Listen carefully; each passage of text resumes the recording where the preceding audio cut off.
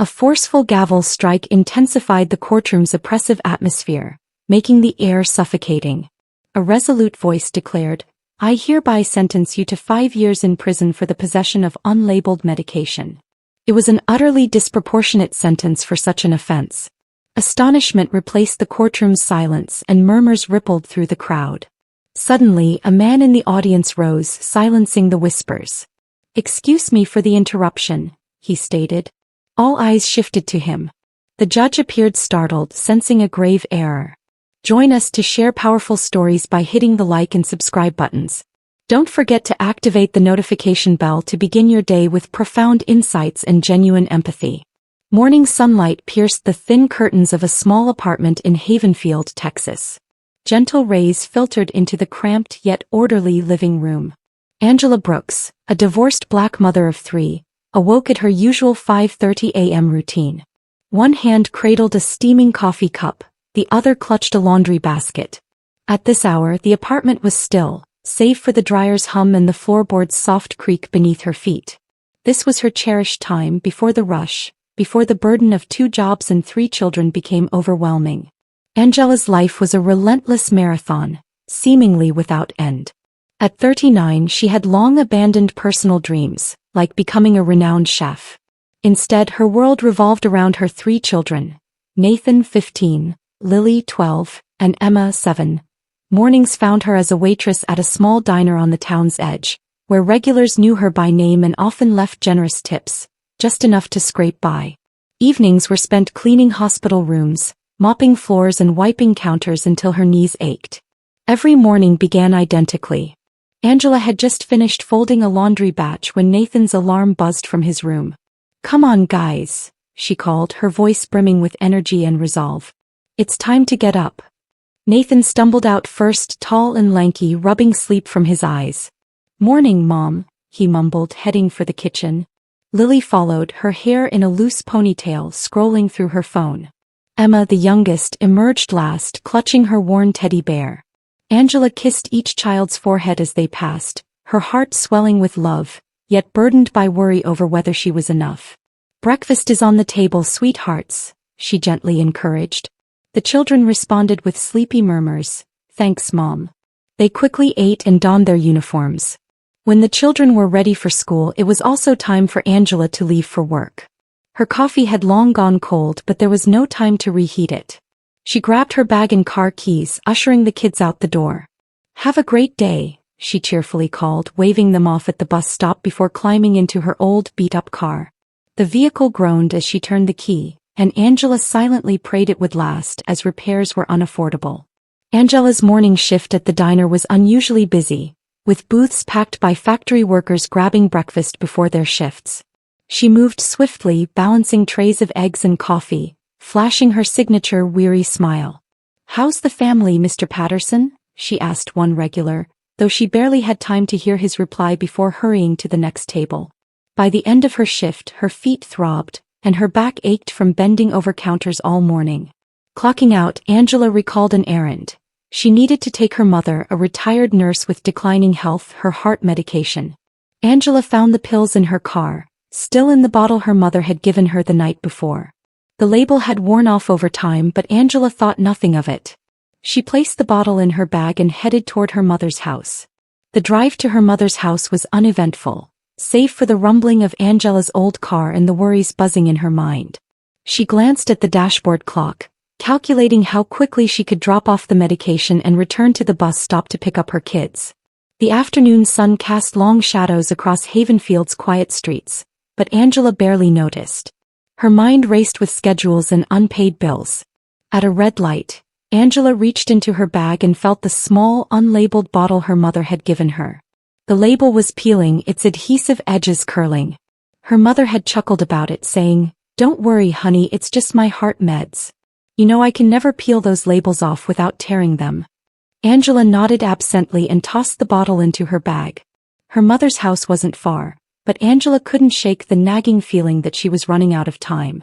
The kids would be waiting, and Nathan, her eldest, always worried if she wasn't there. "It'll be fine," she muttered to herself as she neared the intersection leading to her mother's street. Red and blue lights suddenly flashed in her rearview mirror. The blare of a siren sent her heart racing. Instinctively, she gripped the steering wheel tighter as she pulled over to the side of the road. She had heard stories of racial bias among police officers in the area. Her mind spiraled with worst-case scenarios. The officer approached her window with slow, deliberate steps. He was tall and broad-shouldered, his sunglasses reflecting Angela's weary face. "License and registration," he stated brusquely. Angela fumbled in her bag, her hands trembling slightly as she handed over the documents. "Is there a problem, officer?" she asked, trying to keep her voice steady. "You were swerving back there," he replied, glancing at her license. "Have you been drinking?" "What? No, I haven't been drinking," Angela said, her voice tinged with panic. She felt beads of sweat forming on her forehead. The officer peered into her car, his gaze landing on the cluttered passenger seat filled with receipts and fast food wrappers. He stepped back and gestured toward her. "Step out of the car, ma'am." Angela hesitated, staring at him in confusion. "Why? I haven't been drinking.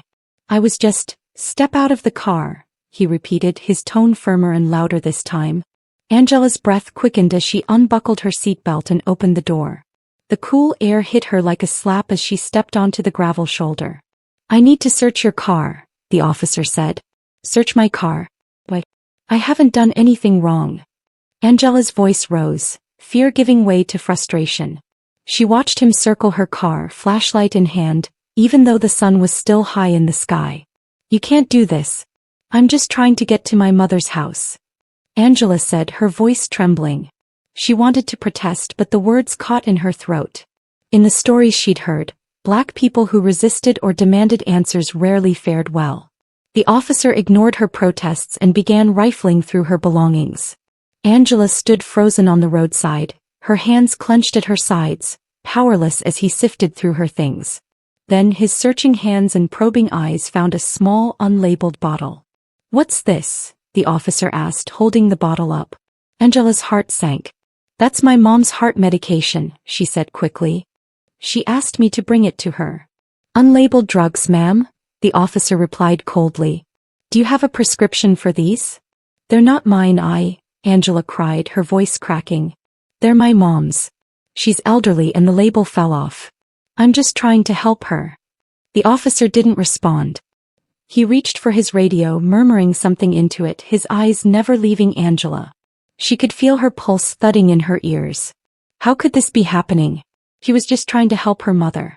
"Turn around and place your hands behind your back," the officer suddenly said, his tone firm. "What? No." Angela instinctively stepped back, her voice rising in disbelief. "You don't understand, this is a mistake. I have kids. I need to pick them up." "Turn around, ma'am. Don't make this harder than it needs to be," he said, his voice sharp.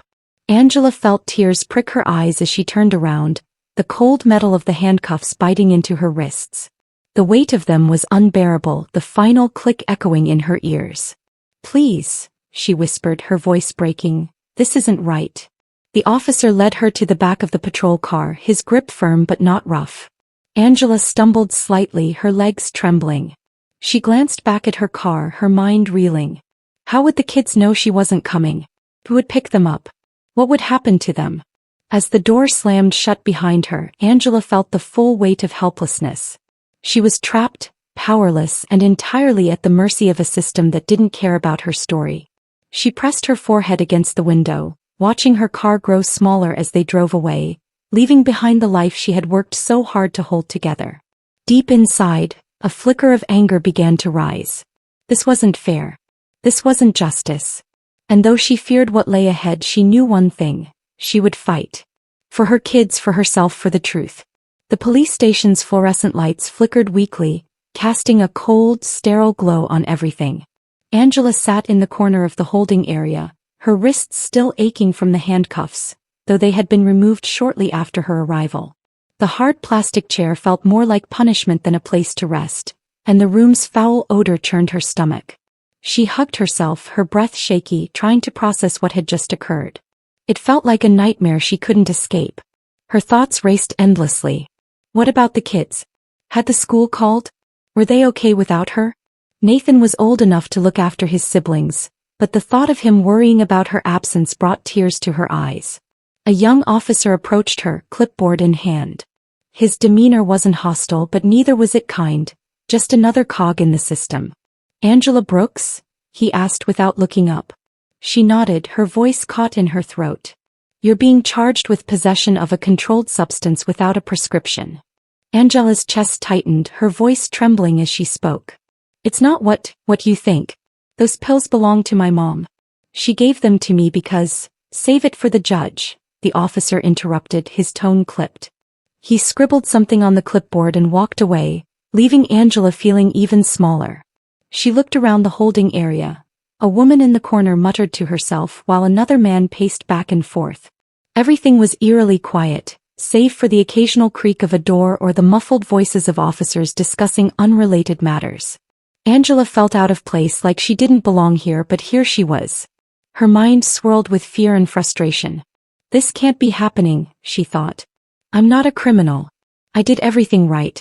I work hard. I follow the rules. How did I end up here?" Minutes stretched into hours as she repeatedly glanced at the clock on the wall, each moment dragging painfully. She pictured her kids sitting on the school steps, watching every other parent arrive to take their children home. The thought of them waiting, confused and scared, made it hard for her to breathe. Finally, another officer approached her.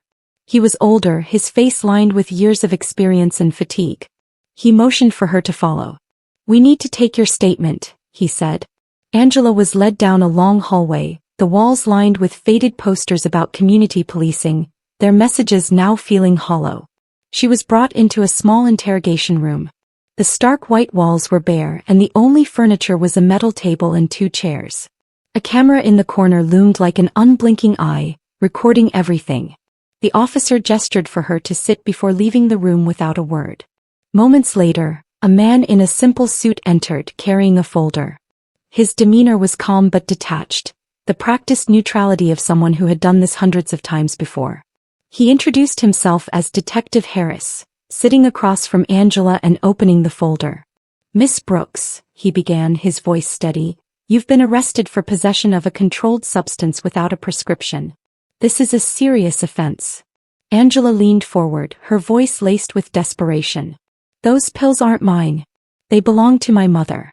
She's elderly and has a heart condition. I was just bringing them to her because she asked me to." Detective Harris raised an eyebrow, his pen poised over a notepad. "And why weren't they in a properly labeled bottle?" "She said the label had come off," Angela explained, her voice trembling. "I didn't think about it. I just wanted to help her."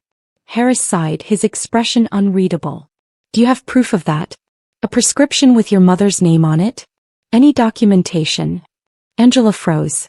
Her mother had shown her the prescription bottle weeks ago, but it was at her mother's house, not hers. And now, sitting in this sterile room, she realized she had no way to prove her innocence on the spot. I don't have it with me," she admitted, her voice barely a whisper. "Then, unfortunately," Detective Harris said, jotting something down, "without tangible evidence to support your story, this case will proceed as it stands. You'll need to present your case in court and explain everything to the judge." "Please," Angela pleaded, tears streaming down her cheeks. "I can't go to jail. My kids. They're waiting for me. They need me." Detective Harris's expression softened for a moment, but it quickly reverted to his professional detachment. "I understand this is hard, Ms. Brooks," he said, "but I don't make the laws. The court system will handle this from here." Angela's shoulders slumped as the weight of the situation bore down on her. The system was a machine and she was just another case to be processed. Her pleas, her tears, her story, all of it seemed irrelevant in this cold, sterile environment. As she was led back to the holding area, Angela felt a crushing sense of powerlessness. The fear of what might happen to her kids, the injustice of being treated like a criminal, and the uncertainty about her future all collided, leaving her feeling utterly defeated. Sitting back on the hard plastic chair, Angela closed her eyes, trying to hold on to a shred of hope, but all she could see were her children's faces, waiting for her. The courtroom was a place Angela had only seen in movies or on TV, never somewhere she thought she'd find herself. But now she sat at the defendant's table, her hands clasped tightly in her lap to keep them from trembling. The room was cold not just from the air conditioning, but from the heavy atmosphere of formality and judgment. The wood-paneled walls seemed to close in around her, every creak of the old benches echoing. Angela had spent the night in a holding cell, unable to sleep on the hard cot. Her thoughts were consumed by her children, wondering if Nathan had managed to keep his siblings calm, wondering if they were scared, wondering how much they knew. The lack of answers gnawed at her, leaving her exhausted and drained. Judge Richard Burnett entered the courtroom, his presence commanding and unyielding. He sat high above them, his gavel poised like a weapon ready to strike. His reputation as a harsh, rigid enforcer of the law had long been a fixture in Havenfield. His sharp, gray eyes bore into Angela, making her feel smaller with each passing second. The prosecutor, a young woman in a crisp suit, began her opening statement. Your Honor, the facts of this case are clear. The defendant was found in possession of a bottle of prescription medication with no label. She had no documentation to verify its source or legality. The state contends that this is a violation of the law and poses a potential risk to public safety. Angela clenched her hands tighter, her knuckles turning white. She wanted to scream, to explain that the pills belonged to her mother, that this was all a misunderstanding, but Judge Burnett's piercing gaze kept her silent. Her defense attorney, Ted Morgan, stood to respond. Your Honor, this case is not about criminal intent or public endangerment. Ms. Brooks is a hard-working mother of 3 children, simply delivering medication to her elderly mother. There is no evidence to suggest she intended to do anything illegal. This is a misunderstanding, not a crime. Burnett leaned forward, his eyes narrowing. A misunderstanding, Mr. Morgan? Possession of unlabeled prescription drugs is not a misunderstanding. It's a violation of the law. Are you suggesting that we should ignore statutes because the defendant has a sob story? Angela felt a sinking feeling as Burnett's voice rang out, his tone filled with disdain, as if her life, her struggles, and her truth were beneath him. She could feel the judgment radiating from him, sharper than the gavel he held. Morgan pressed on, his voice steady despite the tension. Your Honor, I urge the court to consider the context. Ms. Brooks has no criminal record. She is a dedicated mother and a critical caregiver. She was not engaged in illegal activity. She was helping her mother. Burnett cut him off with a sharp wave of his hand.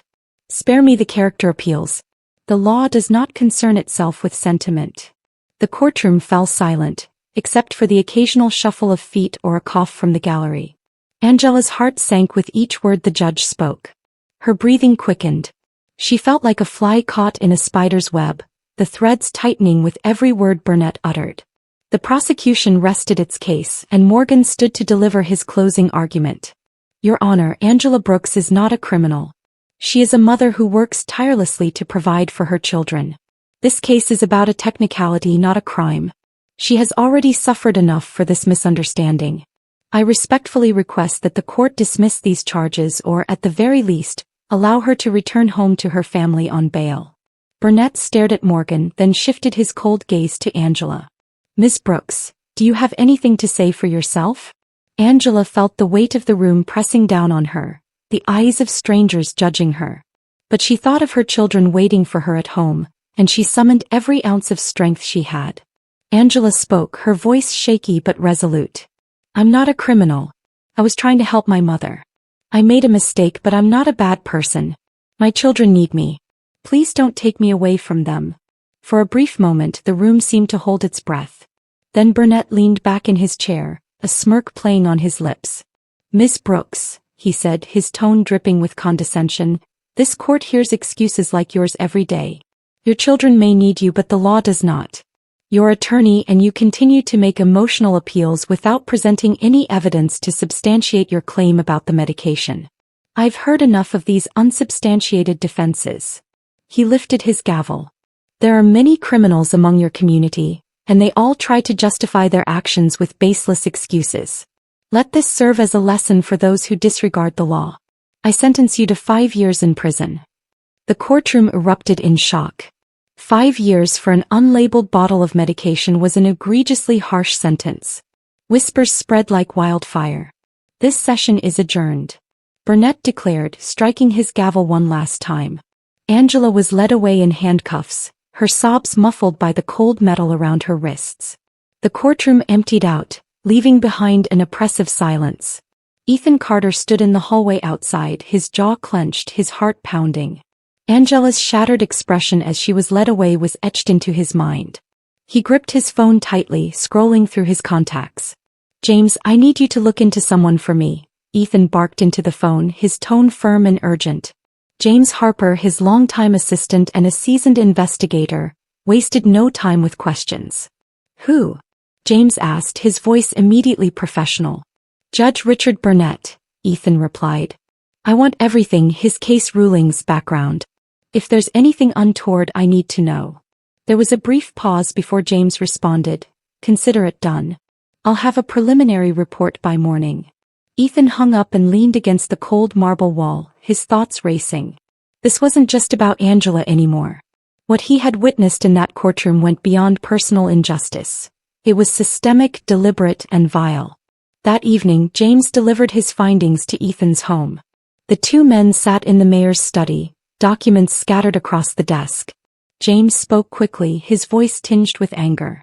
"Burnett has a history of disproportionately harsh sentences for minorities. Look at this," he pointed to a file. "Black defendants receive sentences 3 times longer on average compared to white defendants for similar charges. And here," he tapped another stack of papers, "he's denied bail requests for minorities over 75% more frequently than for others." Ethan clenched his jaw as he flipped through the documents. "This isn't just bias. This is intentional." "It gets worse," James continued. "Burnett has ties to a local lobbying group notorious for opposing judicial reform. He's been on their payroll for years. They fought against policies that promote fairness in sentencing." Ethan leaned back, running a hand through his hair. "We're going to expose him. Every case he's mishandled, every person he's wronged, it's all coming to light." James nodded. "What's the plan?" "First," Ethan said, his voice resolute, "we fight for Angela. Tomorrow I'm going to court, and this time I won't stay silent." The courtroom was filled with tension as Angela sat at the defendant's table, her shoulders hunched, her eyes fixed on her lap. The weight of the previous day's sentence hung heavy over her, a tidal wave of despair. Judge Burnett strode in, his presence as commanding as ever. His gavel struck sharply. "Court is in session." Angela's lawyer stood to argue for an appeal or reduced sentence, his tone steady but tinged with desperation. "Your Honor, the sentence handed down yesterday was excessively harsh. Ms. Brooks is a first-time offender with no prior record. I urge the court to reconsider and show leniency." Burnett's eyes narrowed. "Counselor, we've already addressed this matter. The law is quite clear." Ethan stood abruptly, his chair scraping loudly against the floor. The sound broke the tension in the room, drawing all eyes to him, including Burnett, whose expression registered a flicker of surprise. "And who are you?" Burnett asked, his voice laced with irritation. "Apologies for the interruption. I'm Ethan Carter," he said evenly. A ripple of recognition spread through the courtroom. Whispers filled the air. "Isn't he the mayor? What's he doing here?" Angela turned in her seat, her eyes wide with shock and disbelief as she saw Ethan standing there, resolute and unyielding. "You're the mayor," Burnett said, his tone cautious now. "This is highly irregular. Why are you here?" "As irregular as sentencing a mother to 5 years in prison for carrying her mother's medication?" Ethan shot back, his tone calm but firm. "This is a gross miscarriage of justice." Burnett's face reddened and his gavel struck with a sharp crack. "I will not tolerate disruptions in my courtroom. And I will not tolerate corruption in my city." Ethan countered, stepping forward. "Your sentencing patterns, your ties to organizations opposing judicial reform, they're all public record now, Judge Burnett. This isn't just about Angela Brooks. It's about every life you've destroyed with your blatant bias." The tension in the room was palpable.